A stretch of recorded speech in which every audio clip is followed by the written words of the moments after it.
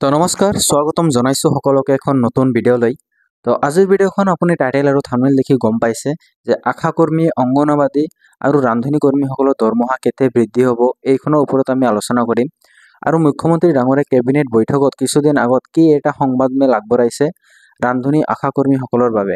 এই ভিডিঅ'ৰ শেষলৈকে যদি চাই সকলোখিনি কনফিউজন আপোনালোকৰ মাজৰ পৰা দূৰ হ'ব।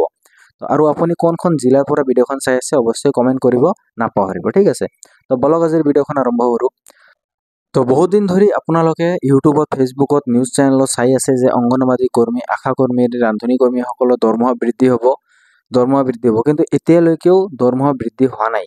কিন্তু কিয় দৰমহা বৃদ্ধি হোৱা নাই এই ভিডিঅ'খনৰ শেষলৈকে চালে আপুনি গম পাব। আৰু মুখ্যমন্ত্ৰী ডাঙৰীয়াৰ ফালৰ পৰা কিছুদিন আগত এখন আপডেট আহিছে আৰু সেই আপডেটখন কি সেই আপডেটখনো আমি এই ভিডিঅ'ৰ শেষলৈকে যদি চাই গম পাব।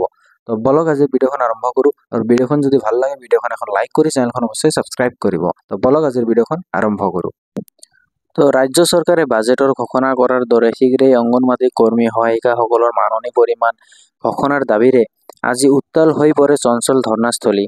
অসম ৰাজ্যিক অংগনবাদী কৰ্মী আৰু সহায়িকা সংস্থাৰ উদ্যোগত প্ৰতিবাদকাৰীয়ে আজি উত্তাল প্ৰতিবাদ সাব্যস্ত কৰে। ৰাজ্যিক সংস্থাৰ সভানেত্ৰী জয়মতী দাসে আজি এই সন্দৰ্ভত কয় যে 2021 চনৰ পৰা ৰাজ্যিক সিদ্ধান্তই অংগনবাদী কৰ্মী সহায়িকাসকলৰ মাননি বৃদ্ধিৰ বাবে আন্দোলন কৰি আহিছে।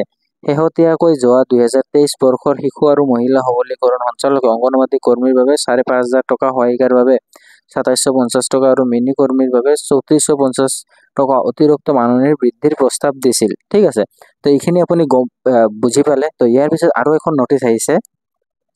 তো সেই মৰ্মে বিভাগীয় মন্ত্ৰী সঞ্চালকে দিয়া প্ৰস্তাৱ মানিও লৈছিল চিটুৰ ৰাজ্যিক সম্পাদক তপন শৰ্মাই।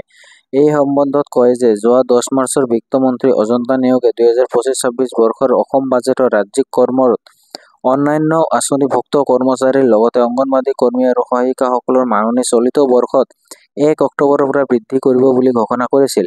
কিন্তু বাজেট প্ৰস্তাৱত এই শিতানত ধন আবণ্টনৰ কথা একো উল্লেখ নকৰিলে।